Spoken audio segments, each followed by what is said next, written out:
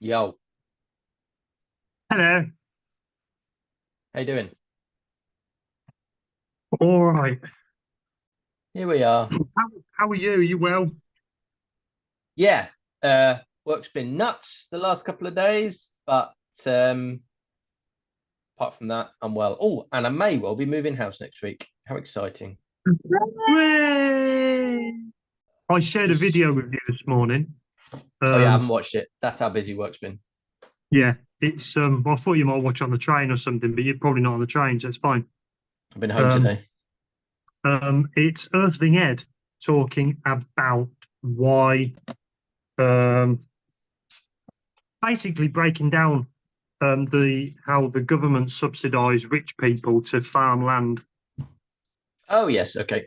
Um, and it's obviously Earthling Ed doing it, which means that it's easy to understand, concise, and tangible. I love tangible. That's a good word. I found a Ooh, word a few tangible. months ago, and I've been waiting to use it. There we go.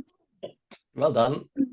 Um, so yeah, it's nice to hear him speak again, but just around something that I didn't really understand, and I think it's like we've spoke about before about when people throw a throw a carnist argument at you, not knowing how to respond. And although I probably still don't, I have a bit more I know information what you mean. from video, you know what I mean? So Yes. that was quite good. But yeah, apart from that, there's also, I remember at Vegan Camp Out, there was the Bosch boys were talking about um, like how we see the news reports these days of headlines of forest fires and stuff.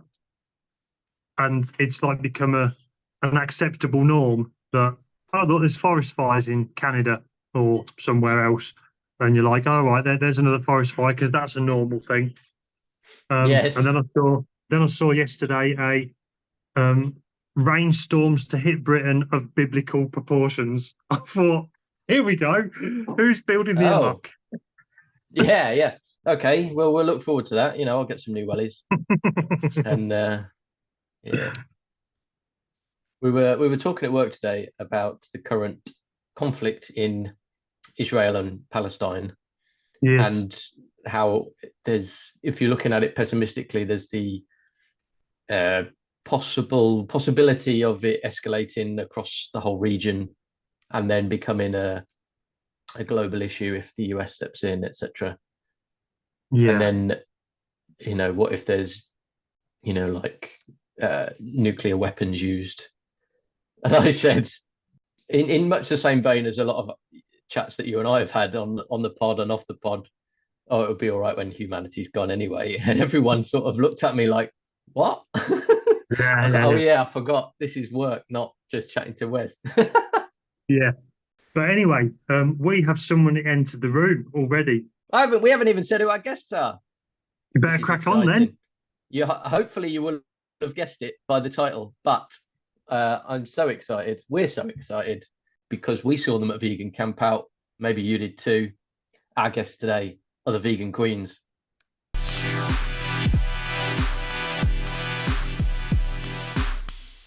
Hello, Hey, love. Hello, love. You all right? Yeah, very well. How are you? Aye, not so bad, cock. I'm not so bad. Oh, I've missed your face. We've Oh, not seen each thanks, other love. for a few weeks, by the way. oh, a few But weeks. yeah, Stuart's just moved to a different city, so Oh, now it's wow. become even more difficult for us to kind of see each other. But we're both a pair of loners anyway. We're like, are you all Oh, right on WhatsApp? Yeah, I'm fine. Good. Talk to you in a month.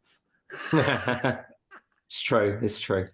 are you still in the Northwest, Stuart? Because you're both sort of, are you both Manx or Mancunian? Sorry, to be more polite. Yeah, Well, no. to be Go very on. specific, Stuart is a Rochdalian, Oh, Oh, okay. Hello. and I am an Alderman. Oh, wow. wow. That's even closer. Wes, tell us where you are. So I am originally from Northampton, which is where Matthew's from, but we moved to Rochdale or Littleborough in 2017. So I'm just around the corner Ah, from you guys. Very Oh, excellent. wow. nice. This isn't some weird way of revealing that he's your stalker, by the way. That's complete fluke. To be honest, I'd welcome the attention, so it's fine. Brilliant. Anyway, welcome. Thanks so much for joining us. We saw you at Vegan Camp Out. That was both of our first encounter with you.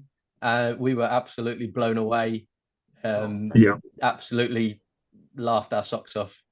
Just incredible performance. And the highlight for me was when I think Gemini, when you asked if there were any non-vegans in the audience, and a few people like timidly put their hands up, and then you were like, "Come on, love, come on." It was just absolutely hilarious. Absolutely hilarious. What we like to do here is we just like to find out how people live their lives as vegans. Obviously, you have your drag act, the Vegan Queens, but also a life outside of that. So we kind of want to dig into all of that if you're up for that. But tell us first about the Vegan Queens. What's the background there? The origin story. Yes. Yeah, we'll sell it to Marvel. Absolutely. Do you want to explain this, Mother? Because it kind of came from your womb, as it were, your metaphorical womb. Right. So, well, I, as a 54-year-old now, I started drag at 13 years old, and have done several incarnations throughout the years. And the same with Stuart, he'd done several things too. And I'd kind of put Gemini on a back burner, because at the time I was hosting a TV show on a channel in Manchester. That's Manchester. I was hosting a TV show called Now We're Talking. So there we are, 2016. We're on the run up to Manchester Pride. And I just thought, oh, do you know what? Because I used to have a couple of guests on the show. I said, do you know what? It'd be fantastic if me and you got in drag, Stuart, and I'll get Lucy Lush and Cleo Lush, two other Manchester drag queens, as guests. And we'll do a pre-Pride special. And we did. And it was amazing. And the Vegan Queens, as we called ourselves, really gelled. And our kind of backstory about being on the run from Putin, because Miasma's Putin's love child. It's true. It's awful. It's awful to say now, with you know what a time it's turned out to be. But when he was a young man, he were all right. You know, when he was on the horse with no top on. Germany. Yeah, you can see why she was attracted, can't you? And you can't choose you can't choose your parents. This is the thing. So we did that show. We filmed for like 2 hours, and then on the way back in the car, I just said, Stuart, shall we like keep it up? Because I'd had something done to my teeth, which made me feel a lot better about them. And it was my first time in drag for about 7-8 years. And I just loved it. And Stuart said, oh, go on then. Why not? And here we are. All these years later. And that's the mystique behind the birth of the Vegan Queens. Yeah. That's incredible. I love that. So you said at Vegan Camp Out that was the biggest crowd you'd performed to, I think. So absolutely. What's the normal sort of circuit for you then, I guess? Where would we normally find you performing? Oh, you can find us anywhere where folk have got the money at the ready. No, that's not true. No, we do all sorts. We have quite a varied kind of schedule, really. You know, we do a lot around Pride season. That's quite a big passion project for us, because particularly smaller community prides, which we're really like passionate advocates for. Not putting your celebrities front and center, but the people that are actually in the community. That's really important to us. And of course, spreading the vegan message while we're at it. We do a lot of charity things, some corporate stuff, private stuff. We'll kind of go anywhere where we feel like people are up for a laugh and a bit receptive to the message. So, I'd like to add a wrinkle there. We'll go anywhere we feel safe. Yes. Sorry. Okay. Yes, that's a good show. And I only mention that because just last year we did our first drag queen story time in Right. what's that place called, Stuart, in Rochester? We were in Haywood for that, so sort of halfway between, on the way to Bury, for anyone who's local. What's the festival called though? Oh, you put me on the spot now. Sorry, love. It's through an organisation called Cartwheel Arts, so we'll Yes. mention them so they can get a few clicks. Yeah. Anyway, and we did this drag queen story time. The kids loved us. Oh my God, they loved us. Yeah. And of course we were, because we can be fierce, sassy, and filthy queens, but we can also read stories to kids. That's the joy of being an actor. You can have different personas. Anyway, we did this and it was beautiful. And then Didsbury Pride asked if we would go and do a story session there. We said yes, we would love to again. And then this couple of women on the Didsbury Pride page on Facebook, they were calling us groomers and paedophiles, and we were disgusting and despicable, and how could they allow us, filthy, dirty us, to be around kids? No way. And this went on, and I kind of get that the admin of the page left it there because suddenly the thread had hundreds of comments and there were dozens of people defending us and say disgusted with these two women. And in the end, we pulled out because there was no guarantee that those women or the group that they were affiliated with weren't going to show up with banners. And I said to Stuart, Gemini and Miasma cannot allow kids to have to walk through that kind of hate just to hear a story. It's the first and only gig we've ever pulled out of, but we didn't feel safe, and we certainly weren't going to allow kids to experience that. Absolutely. Yeah. What a It's such shame a that you have shame. to be put in that position. Oh, it's horrible. It was horrible. Yeah, it really was a horrible couple of weeks. So that was actually in a Facebook group. It was actually posted in a Pride Facebook group. It was on the official Didsbury Pride Facebook page. It's still there to this day. He's never taken it all down. That's incredible. It's still all there. So if you fancy going having a look for the announcement that the I might join now. Story time last year, and you'll find the honestly horrendous comments. Yeah. From Good two grief. middle-aged women. I was going to ask you about that because sort of earlier this year, obviously in America, there was a lot of talk around drag acts being banned in various states and around, you know, all those talk. And yet no one ever mentions, when they talk about grooming, no one ever mentions like Cub Scouts or the church, do they? It's always, you know, Sure, drag yeah. acts. Absolutely bizarre. Absolutely. It's almost like there's an agenda behind it, isn't it? You know. almost. So yeah, I was going to ask you, you know, if there's been any implications here, but you've brought it up anyway, and it's just it's really sickening. And I feel like as vegans, you know, a lot of our focus is on the animals, obviously, but also it's not just about animals being equal to humans, it's about humans being equal to each other.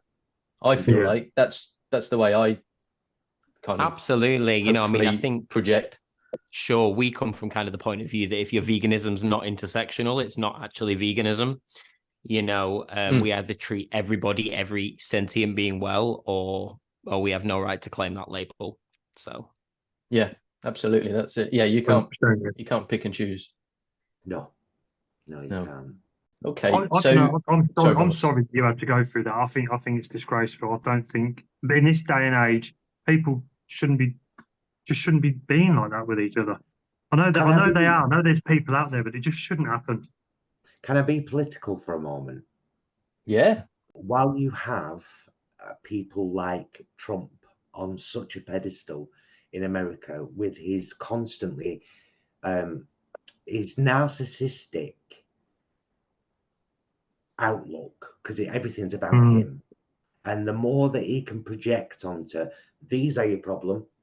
It's the queers and the Mexicans and the well, you've got people like him in power.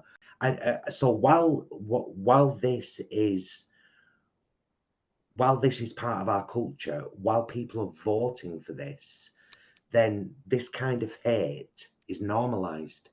It's accepted. It's fine. I can hate people because he does. That's it. It emboldens people to react in a way that they think they know that they shouldn't, but they want to, and so they think, well, like you say, if it's right for the government to say it or the president to say it, then I'm gonna push it, and it's it's absolutely horrendous. Linking in with that. Sorry, I talk a lot. I'll sit back in a minute and let you. No. That's why we've got you on. We've been getting a lot of. So Stuart and I are the vegan queens, and my husband Jason and I are those vegan guys. We both have YouTube channels. We both have Instagram accounts. And on those vegan guys channel, I do a lot of little shorts about veganism. And one of the things that's been coming up a lot recently is, oh my goodness, all the small animals that you vegans kill, harvesting your vegetables, because vegans are the only people in the world who eat vegetables. But I didn't know it had an origin, this. Oh, okay. Ted Nugent on the, what's he called? I quite fancy him, but he's an asshole. That could be literally anybody. UFC, that doesn't narrow it down. UFC, did you say? Yeah, Joe... UFC presenter, Joe Thing, yeah. Does anyone know who I mean? Is it Joe Rogan? Joe Rogan, thank you. There you go. Okay. Ted Nugent on the Joe Rogan show started that whole myth. Wow. He said vegans are responsible for millions more deaths of small animals. His words from his mouth on that show, and that's where it comes from. Wow. Again, emboldening people. Well, he said it on there, so it must be fact. Right. Yeah. That just shows the power of saying something on a podcast that millions of people listen to. So now that you've been on here, that will clear that up.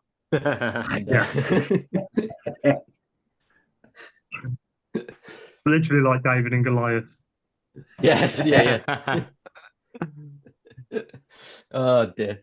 So tell us about those vegan guys as well. I know that's a bit of a tangent, but you mentioned you've got a separate channel. Well, it was, I roped my husband into it. He wasn't up for it. I've always been the kind of, put yourself out there and make videos and stuff. But when we first went vegan, after our first couple to 3 years, and I just said to him one day, this has been a real journey, because we've been vegan 10 years now. So wow, congratulations. The supermarkets have way more than they did then. I used to do my main shop at Holland and Barrett. That's how old a vegan I am. Wow. So I said to Jason, look, we found this quite tough, and I should imagine that people new on the journey are going to find it quite tough. Why don't we do a little YouTube channel, and we can just do shopping vlogs and easy recipes and that kind of stuff? And he was like, yeah, all right then. And 7 years later, we've got over 15,000 subscribers. We love our channel. We've got the most beautiful community that come to every live stream we do and chat and just support each other and encourage each other. And it's become a massive part of our lives. I am exactly one half TVG, those vegan guys, and one half the vegan queens. With a little sliver of Paul in the middle. That's a really difficult stick of rock. If you were to cut yourself in half, how the hell are they going to make that? But it does say vegan all the way through. All the way down. Love it. Brilliant. Brilliant. How about you, Stuart? So- What's your side Go on. hustle apart from the vegan queens?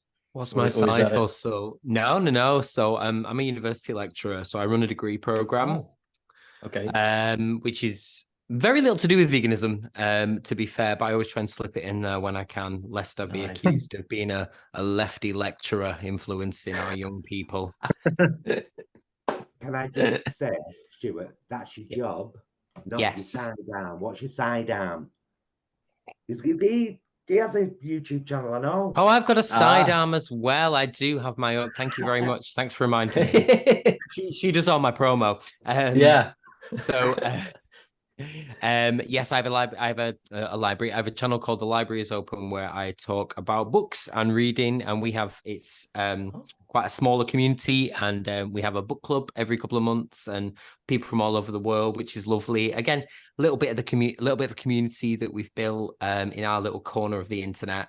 Just connecting with people, and that's what it's all about, isn't it? And that's how we spread our respective messages and find our kinfolk, as it were. I love it.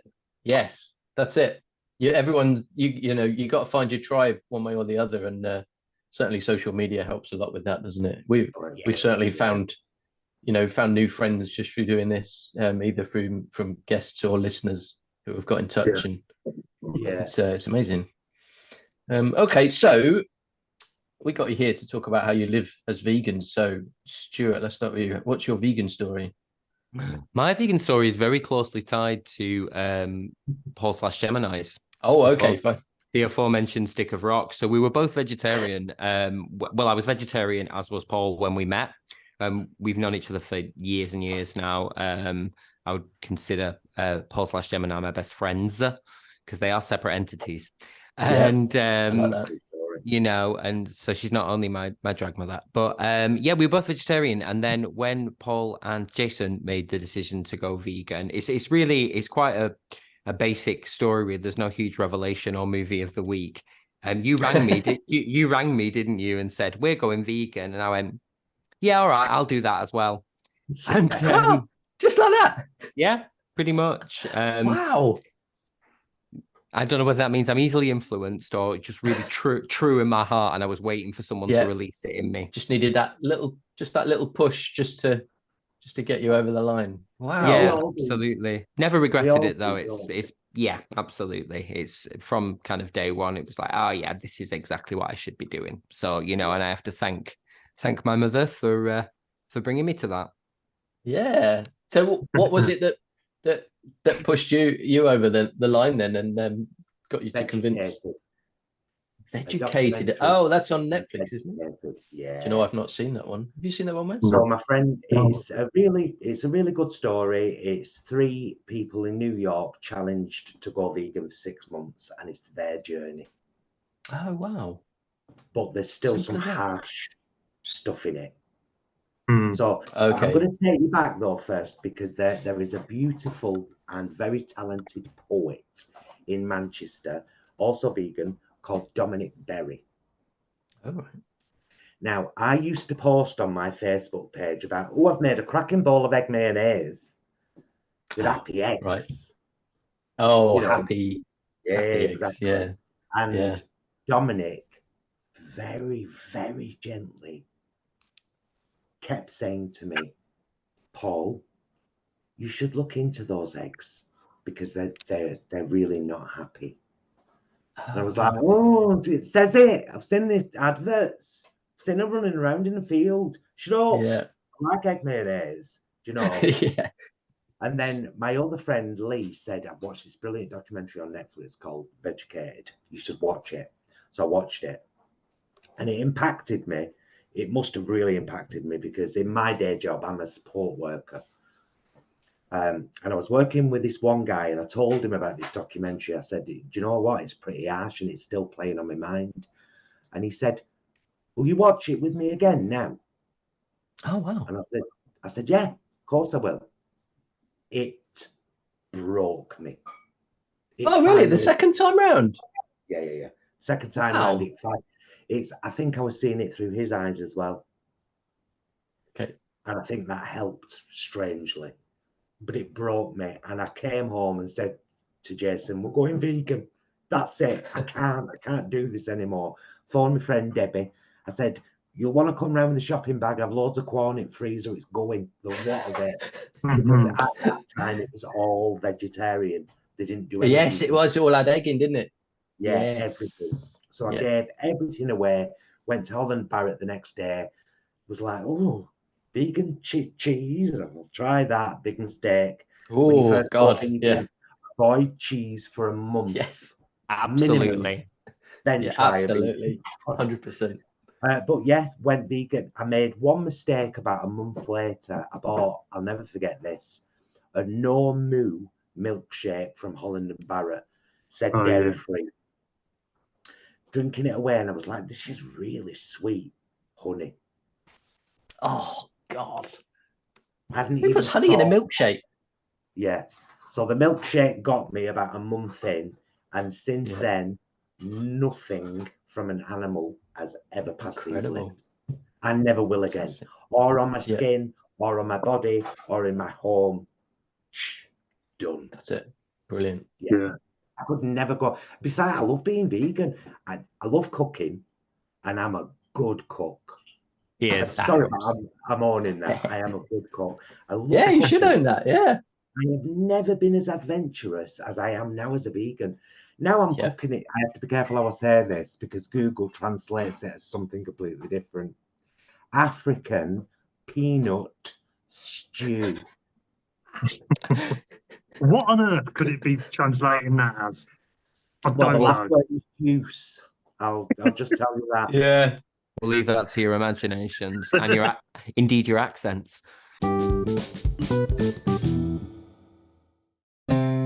There's nothing better than a hunk of prime Labrador steak, wonderfully marbled. And that is almost entirely dependent on how it's produced. Elwood's Organic Dog Meat has complete control of this entire journey. So I'm here at Elwood's farm to find out a little more about it. Welcome to Elwood Farms. Thank you very much, Elwood. I hear you do a bit of barbecuing? I do a little bit of barbecuing every now and then, yes. From a chef's point of view, consistency is key for everything. It doesn't matter if it's a Rottweiler ribeye, a Pyrenees mince, or a lab sirloin. You can always tell when the dog comes from a place where it was well reared. And every step has to be right, doesn't it? Oh, you should see these guys. So, from an Elwood's point of view, there's complete traceability. Absolutely. Unrivaled traceability, so it's fine. Every single piece of dog meat. Yeah, from pub to farmer's market. Everything the dog's been fed. Everything about it. For each dog. Yeah, only Marks and Spencer's and Whole Foods do this. Where else can people order from? From elwooddogmeat.com. That's ELWOOD dogmeat.com. For top quality meat from dogs for people. Meat that's local, sustainable, and humanely harvested. There's only Elwood's Organic Dog Meat. They seem pretty friendly, don't they? They're more responsive to me than my kids, to be honest.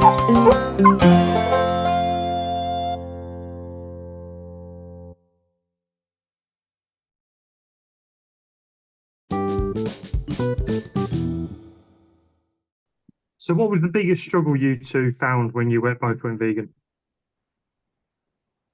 Oh, it's a good question. That is a very good question. At first, for me, shopping and eating out.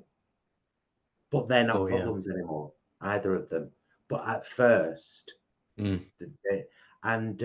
holidays. I've lived on chips and salad on holiday. Yes, I did that this summer. It's a real shock to your system, isn't it? Because you get used to, like you've said, there's so much selection in supermarkets, restaurants here in the UK, especially. Wherever you go, there's always something. You go abroad, and it's a completely different story, isn't it? Yeah, it's weird. We do quite well in this country. We talked about this, didn't we, love? Because I was in the States a couple of years running for work. They paid. I don't have a shishi around the world lifestyle. You know what I mean? Yeah. So New York was absolutely fine, as you would expect. New York, global city, makes sense. Well, I went to Chicago, and it was a nightmare trying to find food. Really? Absolutely. You get used to just being able to nip to the Tesco in this country, don't you? And go, there will be something that you Yes. can eat or whatever, or the milk's readily available. Really, really difficult. How You know. frustrating. So how long has it been since I've been to America? I think 2.5 years. And it was for restaurants, that was for work as well, before anyone gets excited. But for restaurants, it was either a vegan restaurant or a not vegan restaurant. There was no like here, if you went to like Prezzo or somewhere like that, you would, there's at least a vegan dish. Sure. There was none of that. Or no, there was one.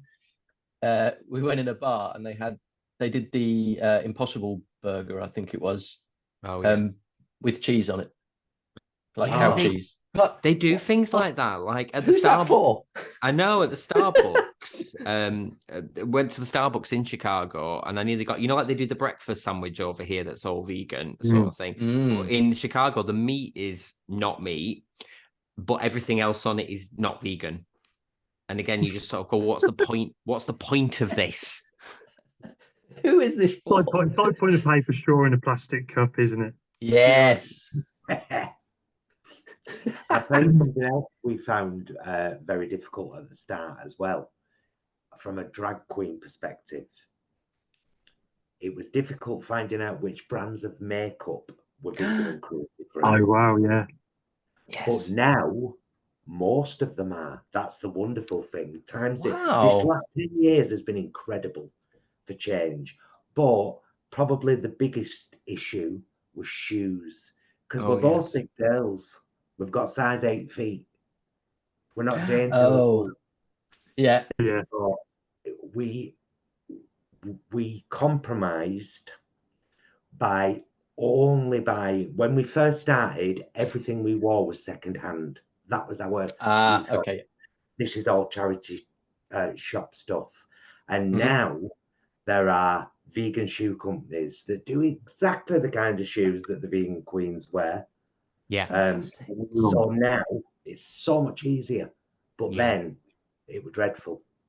I was going to ask. Sorry, go on. Yeah, we're deliberately not naming them yet because they won't respond to our request for a paid partnership. So when they do, then we'll name them. Yeah, that's fair. I think that's fair. That's fair. Tip for tat and all that. Yeah, absolutely, absolutely. Actually, yeah, I was. Can I? Go on. Oh, sorry, I was just going to say. Go Can on. I mention a vegan makeup brand? Because I was going to ask you about that. Well, VE Cosmetics. Two queens might be working on a palette with them. Might be coming out at some point in the future. And it might be being called Dragtivist. Oh, wow. I love that. But Lindsay from VE Cosmetics, her stuff is beautiful. Stellar. Yeah. Completely 100% vegan and cruelty free. And she's just won an award, actually. Yes, that's right. Yeah. And it's just her. Oh, so really? Yeah. Nice to support, small businesses as well, particularly vegan small businesses. Definitely. Yeah, definitely. Yeah. Sick. Oh, that's exciting. We wanted an exclusive. We've got one. There you go. There we are. So one of the things that we normally ask is of our guests is, what's your favorite vegan product? And probably 99% of the answers that we've had have been food. But I really wanted to ask you about not food stuff, but like your makeup and all that kind of stuff, because that's not really something that we've explored. As you can see, neither of us have got much call for hairspray. We probably do have quite a lot of call for makeup, especially under the eye bags, but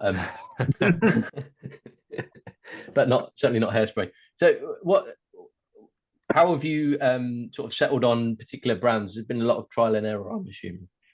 Yeah, I do have one favorite vegan makeup product that I couldn't live without and that I will never compromise anymore, and that's KVD Roxy Tattoo Lip Liner. Oh. Roxy is the color. It's like purple. It's the absolute best lip liner. I'm talking 41 years of drag here. It's the best lip liner Gemini has ever used. Not sponsored. They've never given me a freebie, but the lip liner is amazing. Brilliant. Wow. There you go, another Great. exclusive. I'm a big fan Yeah. of there's a company called Elf who do makeup and skincare stuff as well. I'm a really big fan of their stuff for skin, you know, because obviously caking that stuff. Well, I mean, not us. We just do a tinted moisturizer and a bit of a lip barely seal. wear any makeup. Barely wear I was any going to say, you makeup. don't need to. Oh, No, you're a tinted moisturizer and a chapstick, and we're out the door. we're out the door 2 minutes. But if we did, what I would say is it's really good, obviously, to take care of your skin, and all their stuff is vegan and cruelty free and very cheap as well, which is important. Oh, that makes a big difference. Often you can pay way over the odds for vegan or cruelty free, as if I know. Absolutely. But I know that's something my wife's encountered before, is that, you know, you want to go for the vegan and cruelty free option, but it's often it may be a product that a major brand have launched, but the brand isn't cruelty free themselves. It's just a one-off. That's It's why difficult. places like Superdrug are a gold mine. Yeah. Okay. Because most of the makeup, particularly Yes, Superdrug's of course. own brand, which is Revolution, is all vegan and cruelty free. My brilliant. makeup bag is stuffed with Revolution stuff. And All vegan bits. cosmetics, of course. Naturally. Yes. Yeah. Fantastic. All right. So, what did your friends and family think when you first went vegan then? What was their reaction? Obviously, you've been vegetarian already, so it's not such a giant leap, I suppose, but it's still fairly major, isn't it?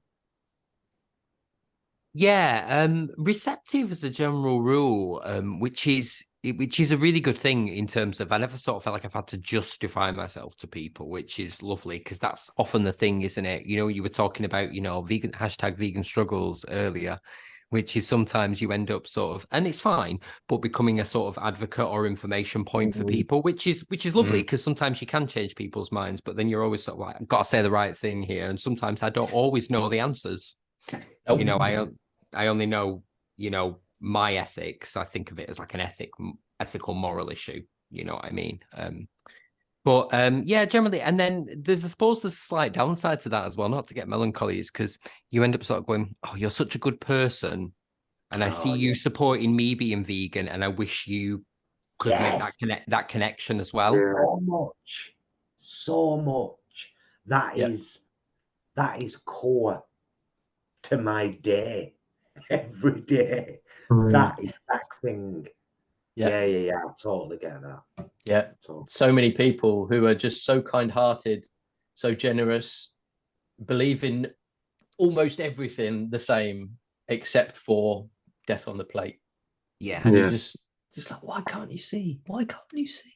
I've said that before, haven't I? I work in peer support for a dad charity. I've got my t-shirt on Dad Matters. But I work with people that are full of empathy. That's what we do. We give empathy out. You try telling them about veganism and they just don't get it. No. It's just it's so frustrating.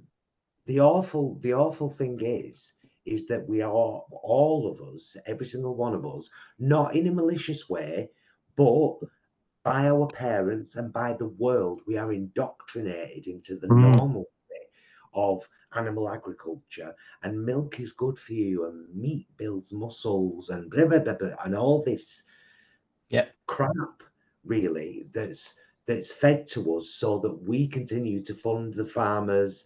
It's ridiculous, and it takes a hell of a lot and a real kind of strength of spirit to stand outside all of that and look in and see, oh my God, this is wrong. This is so wrong.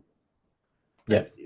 But it takes a lot to do that. And first you've got to want to do it, but wanting to do it doesn't necessarily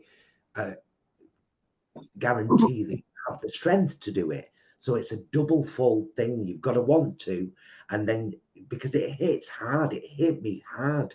I will never, ever get over the fact that I've eaten lambs. it mortifies. So I have to not think about it because I'm like, yeah, but you don't know. That's you it. don't know. You did it until you knew better. Maya Angelou. She said that. Oh, really? Did Yeah, she? yeah. When you know better, you do Aw. better. It's something like that, isn't it? Yeah. Oh, I thought I'd just come up with that. You can have it if you want it. So on that train of thought, how do you think things have changed for you? Like we say physically and mentally, but obviously that's a big mental challenge. So do you think that you saw any changes physically or mentally when you went vegan?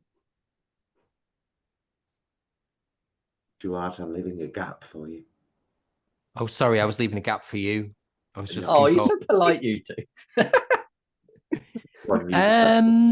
Yeah, I think probably more intellectually, I guess, in terms of it's kind of just strengthened my, I hope, critical thinking skills, which, you know, I think it's really important to me to sort of be able to look at all situations with the same level of, I guess, rigor and unpacking, and not just taking anything as what it's presented to you as Paul/Gemini just said then, in terms of you know, not just taking what you've grown up with, and you know, and that's a lifelong thing as well, because, you know, I think we all, I can only speak for me, find, you know, you get thoughts in life, don't you? Do you know what I mean? Where you just go, oh, and that's just the truth because that's always been the truth. About, it couldn't just be something about really banal, and then you just go, but where did that come from? That's not an intrinsic belief that I was born with. So where did it come from? So I think it's been really helpful for that. Just keep sort of questioning everything, not in like a tinfoil hat way.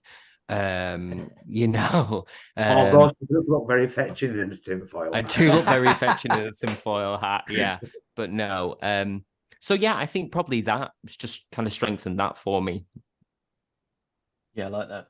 That's something that I can't remember who it was now. That's awful, but one of our guests said something similar. You know, if you can question the food on your plate and the clothes that you wear, what else can you change your outlook on? Yeah, Sure. absolutely. Well, see, the thing, Stuart and I have always been rights fighters. Before we formed the Vegan Queens, we ran a theatre company together called Pink Triangle Theatre, and we travelled around schools and prisons and workplaces, and it was a message. The core of the show, which is on YouTube, it's called Show One, by Pink Triangle Theatre. You can easily find it. Very powerful little piece of theatre about acceptance and about tackling homophobia. So we've always been rights fighters.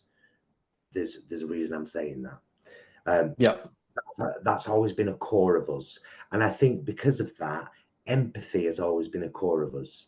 Because when we read the stories about Gisberta, for example, Portuguese transgender prostitute who was brutally murdered by 14 boys, little boys, who lived in an orphanage run by the church, and nothing ever happened to any of them. Mind you, they were little boys, but still.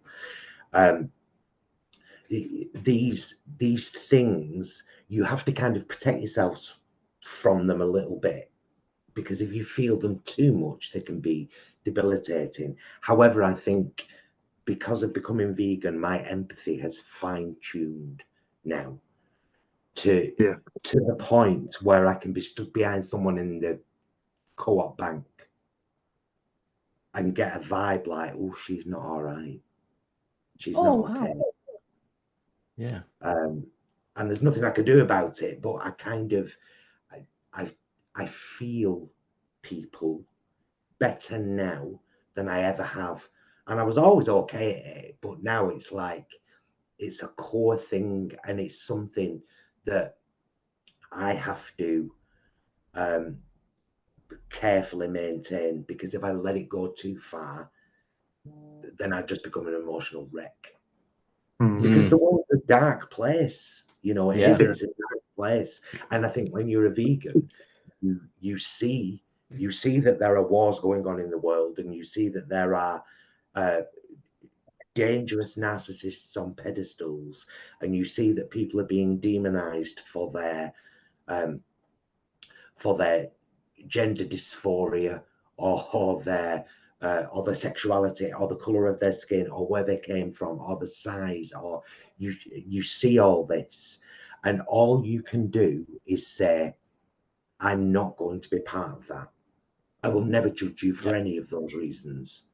If you're horrible to me, if you're cruel and nasty to me, then I'll judge you. Then I have the right to. But otherwise, no judgment here, just empathy. Maintain. And empathy is a really difficult thing. I've learned that, particularly over the last couple of years, that it's a great characteristic, but it's like a curse, because, like you say, you feel other people, you feel energy off of people, and when you're vegan camp out's a typical example where you're surrounded by people. If you're in a music venue where there's lots of people around you, it's tiring just by having so many people near you. It's really draining. That's why you need the vibes. You need the vibes to be positive. Absolutely, and I think that's why us being on the stage at Vegan Camp Out was so powerful, because there was nothing but love.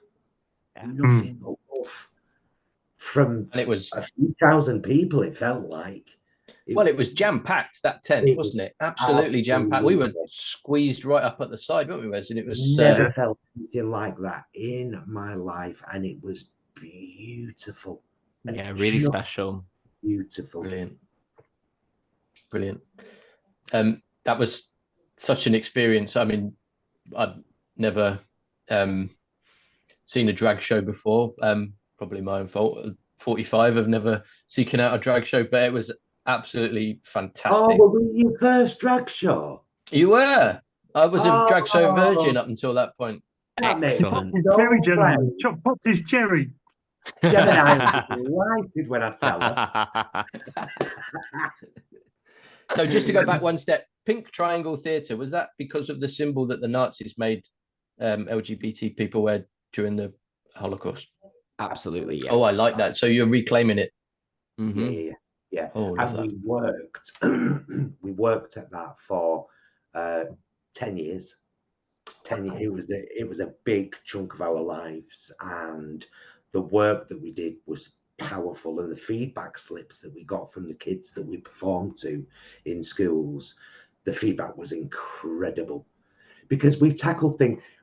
At the time we were doing Pink Triangle Theatre, gay was one of those things that all the school kids were saying, oh my God, that's so gay, without even knowing what that was. So then we turn up and say, honey, her new shoes ain't gay. I am. You got a problem with it?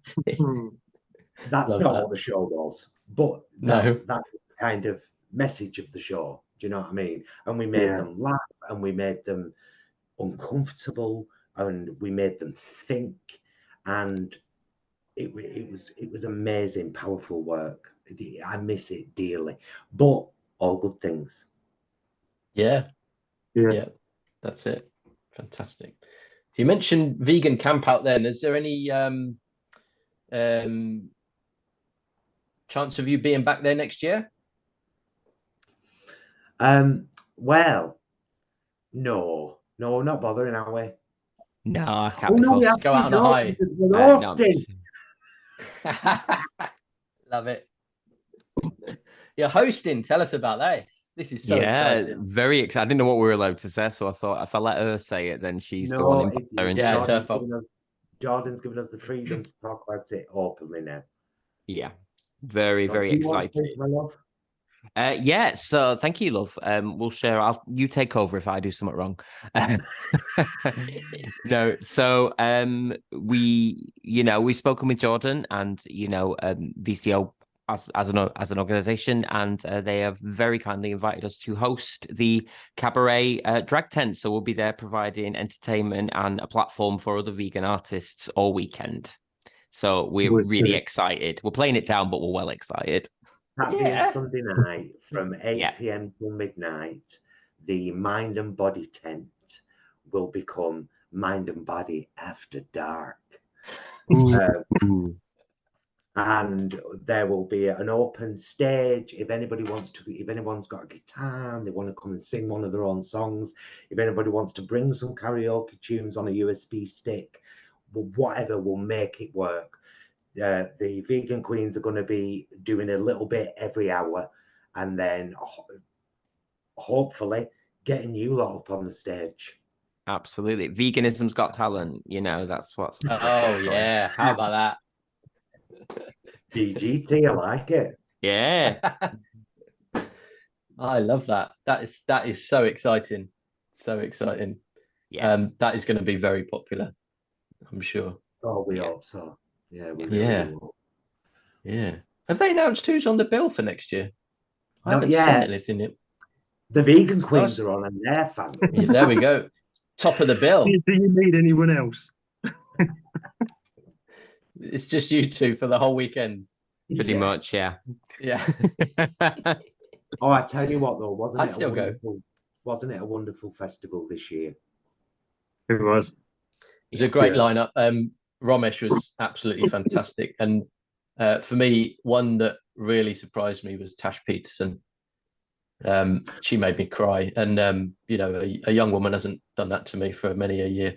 But she made me cry. She was so passionate and just an incredible presentation she gave. Well, that's just the thing, isn't it? I mean, it was a huge space filled with nothing but love, empathy, compassion, and friendship. Yes. That was it. That's all. It was a beautiful space to be in. I cried when I got home. Of course, it didn't. Last time I went to vegan camp out, I cried on the way home, because on the way home we went past all these fields filled with animals, and I just spent a weekend in a vegan village, and I bawled all the way home. This time it didn't hit me until the day after. The day after, my God, collapsed in a heap on kitchen floor, broken. Yeah. Yeah. It is such a downer when you come back, isn't it?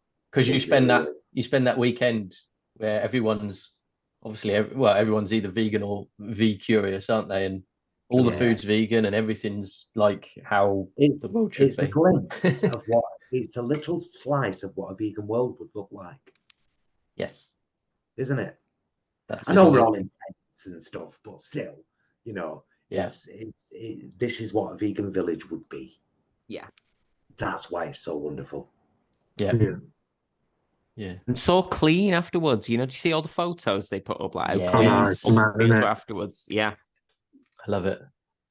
I love it. They do it every year now, don't they? This was our empty field compared to like the Reading Festival or wherever. Oh yeah. Filth. And all the discarded tents and rubbish everywhere. Yeah. I don't get those big festivals where people leave the tents. It's like, have you got money to burn? Do you know what I mean? Well, they must have cost of living crisis on, isn't there? Do you know what I mean? We're just wantonly throwing away canvas. Yeah. It's not like it's not even like it's cheap to get to those festivals, is it? Like Glastonbury's about 300 quid now, isn't it? I know, yeah. It's and then you're going to spend money on a tent and chuck it anyway. Just no. Here's the rub. We live in a disposable society. Yes. Everything has become disposable now. Use it once, get rid of it. Use it once, get rid of it. Because we're vegans, all of us, we come from a very different perspective. We're all about conservation and how can we make things last and how can we make things better. So, you know. Yeah. You're right. Absolutely right. So on that note, what's the best thing about being vegan? Oh, the sense of superiority. No, that's not Brilliant. No, I think you know, not to get too much, I think genuinely thinking, you know, when you've had a bad day, we all have bad days and things get us down and so on and so forth. But just remembering, you know, you've got a lot of things on your mind, whatever, you go to bed and you think, actually, I've done something really positive today and continue to do something really positive for like the world and the future of our planet. And that is a comfort to me, you know, sometimes when things are a bit tricky, I think. Totally get that. And I'll shrink that down into one word: my conscience. Oh yeah.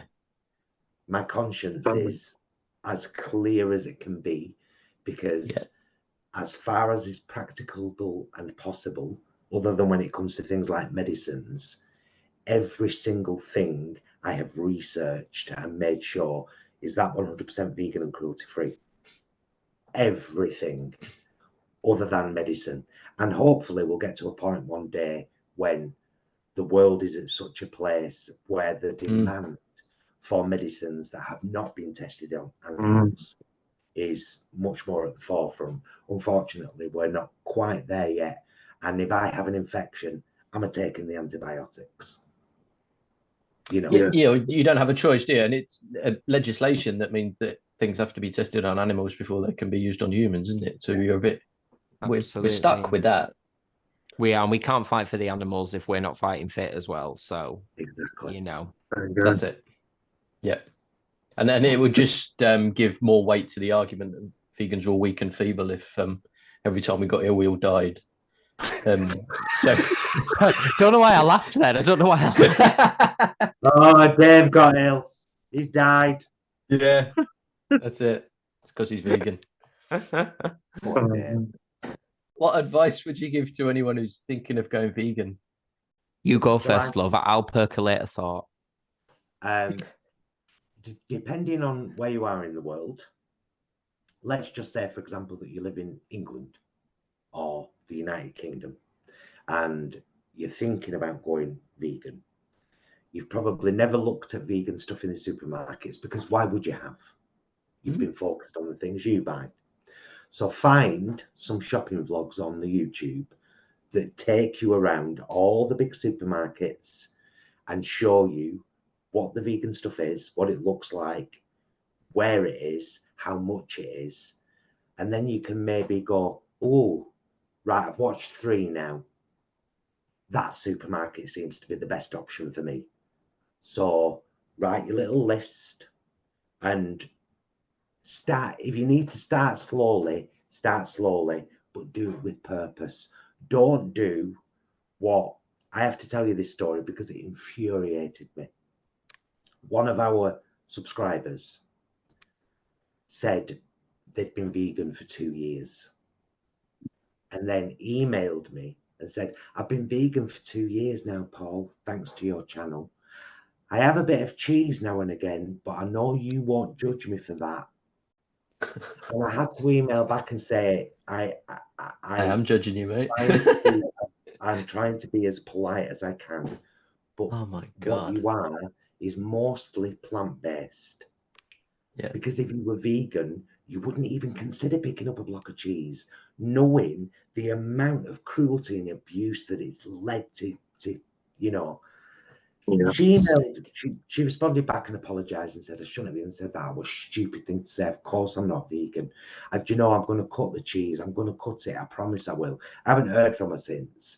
But yeah, it's, if you're going to do it, do it. There is no, oh, well, I'll just have a milkshake now and again. There is no, I have a burger now and again when I go out with friends. If there's no vegan, cheat days. No, absolutely not, because the cheat days means planetary destruction, rainforest decimation, animal abuse and torture and slaughter against their will. And there is nothing you can do or say will change that. No. And cheat days shows that you're thinking of it like a diet. It's not a diet, it's a lifestyle. Absolutely. You can have a plant-based diet, but that doesn't mean you're vegan. No. It's a big part of it, but it's not everything. So yeah, I would say to people, if you set on it, do your research. There's loads of there's stuff out. There's some the Vegan Society have got great resources for new vegans. Generation Vegan have got great resources. Veganuary have got great resources. They will all help you, all of them. If you're more a YouTube person, check out those vegan guys. You might like us. I've written a free ebook called Down to Earth Vegan, which is a guide to going vegan, and is full of my own down to earth recipes. And it's free. It's a PDF. You can just download it from my website. So there's loads of stuff out there to help you on your vegan journey. And if you're going to start, oh, thank you. Like from the bottom of my heart. Thank you. Thank you. Thank you. I'll see you in the aisles. Do not fight me for the yellow stickered vegan stuff because I'll win. She will win. She is vicious when cornered.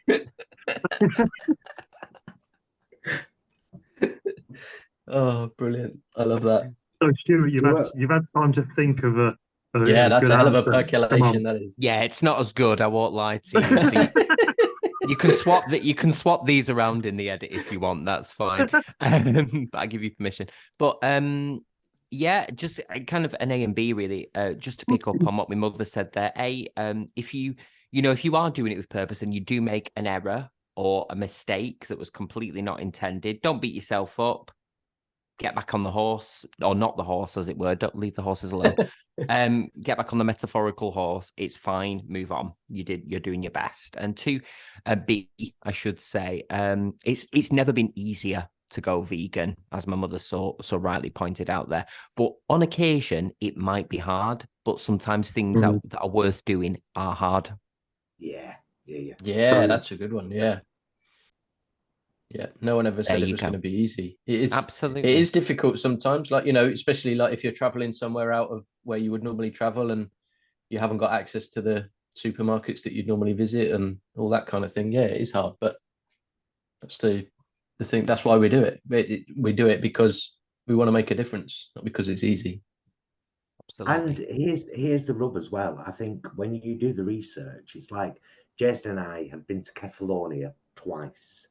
Completely in love with the island. It's one of the most beautiful places I've ever been to in my life. But we did the research before we went, and we found all these little places that did vegan stuff and had vegan menus, and we ate like kings. So much that the second year we went back, said we need to do a video guide to Kefalonia, show people where all these places are, and we did that on our YouTube channel. But if you do the research, what's that fantastic website called where you can find out? Happy Cow. Was it that one? Happy Cow. Brilliant website. So if you're going somewhere on holiday, you can always look.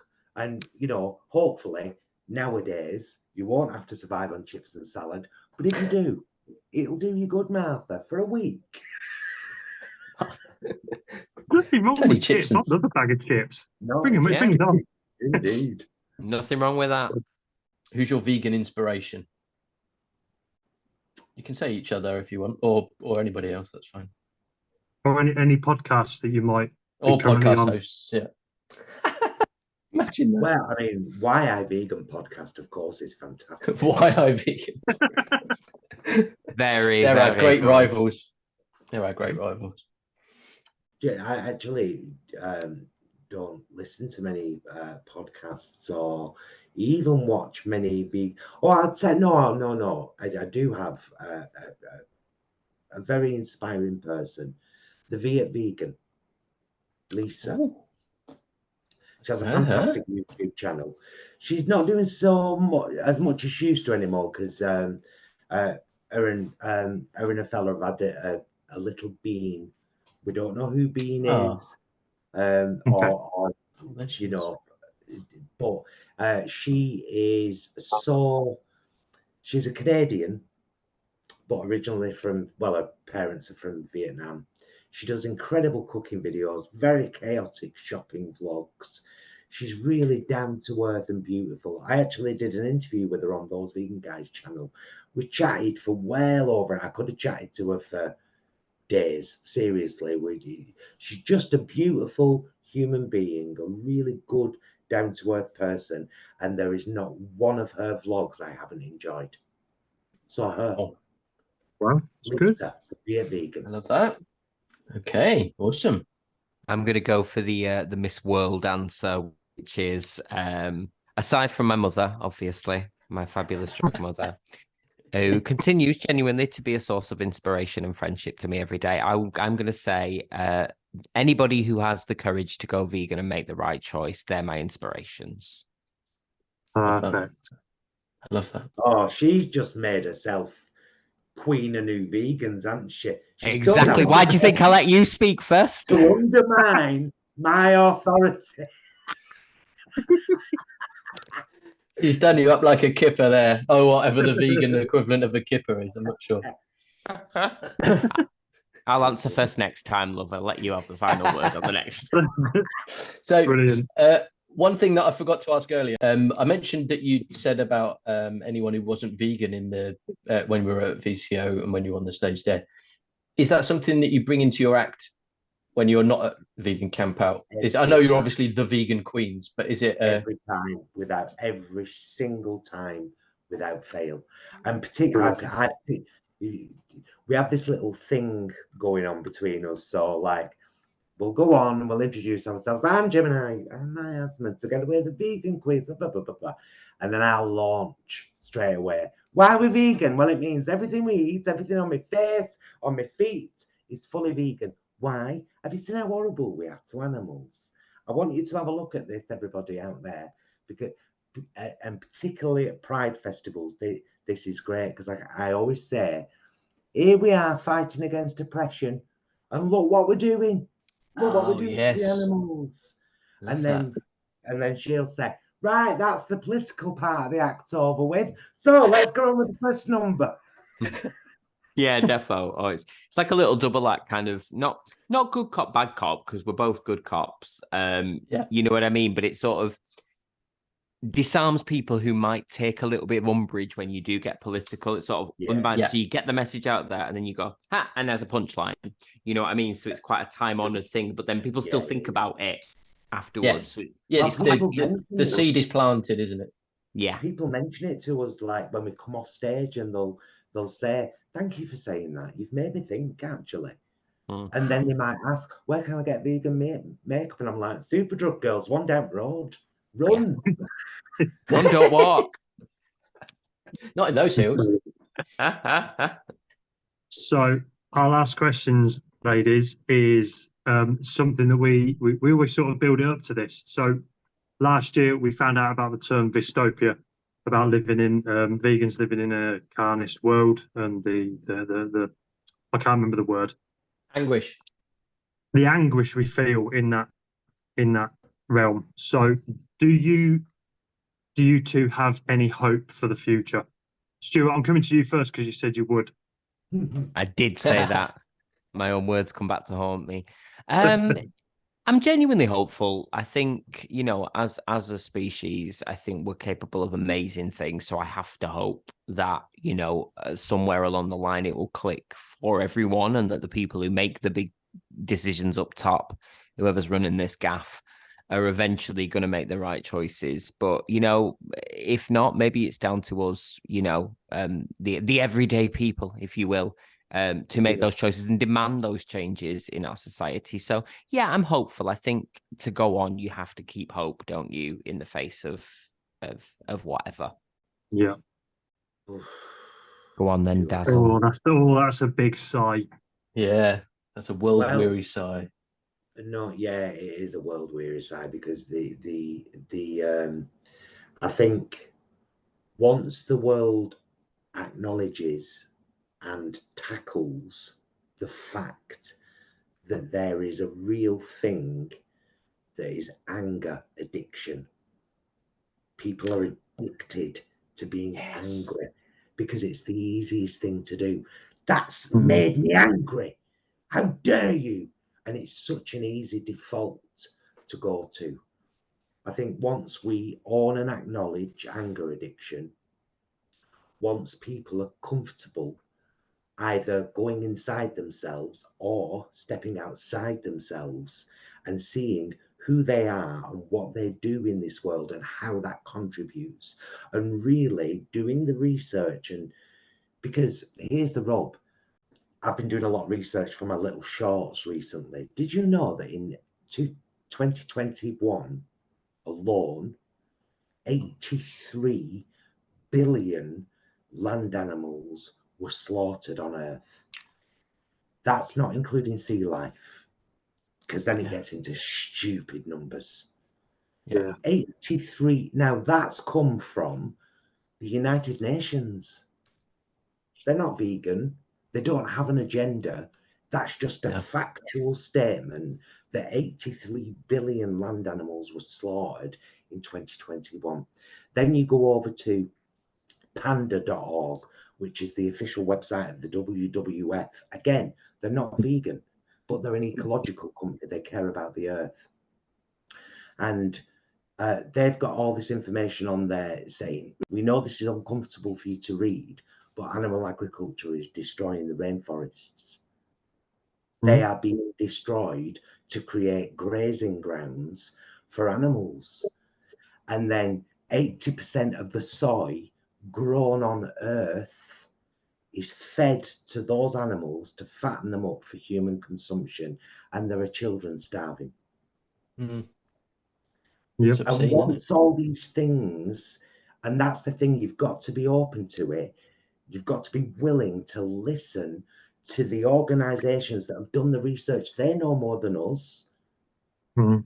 They're not vegan. They're just saying, this is the way it is. Mm. And then you own your part in that. I've waffled, I'm sorry.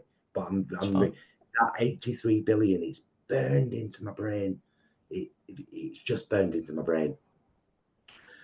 I think once we own our collective responsibility for the planet we live on and the future generations, once we learn how to plant trees, we will never sit under.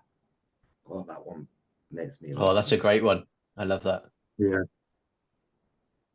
Then the world can change. But first, we've got to own that anger addiction, because it is the barrier politically, personally. Yep. It's the default, and people need to own that. So there you go. Yes. Oh, I love Thank you. that. That's amazing. That's very I good. think you changed you again there, Stuart. I think you've been buried with the answers there, man. Fair enough. Fair enough. I love you, Martha. I love you too. I love you too. Oh, Listen, you thank you two, so much. It's been amazing. that's been an absolute blast. Thank you so much. And thanks for joining us. And thank you for your giving up your you whole don't- evening to talk to us. Thank you for having us, because it's Yeah, been thank lovely, you. actually. It's been really, really nice to have a chat. And make sure that you send us the link when this is up, because we'll share it across all our Those Vegan Guys and the Vegan Queens platforms. Make sure that everyone has a good listen. But it's always lovely to chat to brother souls. I like that, brothers. We're brother souls. Would we say that you're brother souls as well, or sister souls? Both. Both. I like great Sister thing Of about Souls course. because let's do Sister Souls because it sounds like Sister Sledge, and I quite like that. We'll go with that. Okay. We'll go with that. Thank you so much for joining us. Yeah, cheers, Um, chaps. And we'll you. see you guys at Vegan Camp Out 2024. Yeah. We'll do a personal appearance on the stage, and I don't know what we'll do. What will we do, Wes? Like beard care or something? I don't know. Beard care. Well, Yeah. you've both got beards. Can I recommend that you practice a ZZ Top tune? Yeah, I've got some way alright. to go to get a ZZ Top beard, but we'll give it a go. Cheers, guys. Fantastic. Thank you That's so great. Thank you. Wow, that was as fun as I thought it was going to be. That was fantastic, wasn't it? Wasn't it? Yeah. Great Yeah. guests. I wish we could have them on every week. Absolute Legends. superstars. Legends. Yeah. Superstars. I'm struggling to find the words. It was brilliant. No. And yeah, I know you said like it'd be good to have them on every week, but There was so much more I wanted to talk hours. to them about. Yeah. Yeah, so much more. But there we go. Maybe when we'll get a chat with them after Vegan Camp Out next year, after the cabaret tent. Hopefully, yeah. But there we go. That was fantastic. Hopefully the listeners enjoyed that as much as we have. Yes. And if you Fingers have, why not tell us about it? Why not? Why Yeah, not that'd tell be us good. about it? Send us an And email. how would they do that, Matthew? How would they What you tell would us? do is you would go to your email app on your phone. You would compose a new email, and in the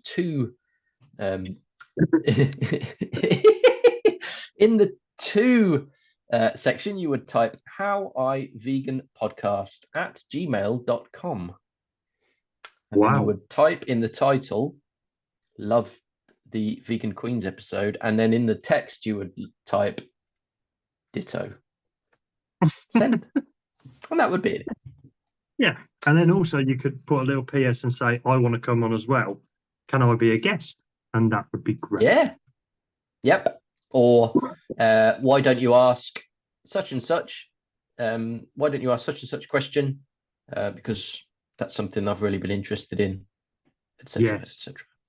That would be good. All that stuff. Cool. So- Well, thank you for listening, and we'll see you next time.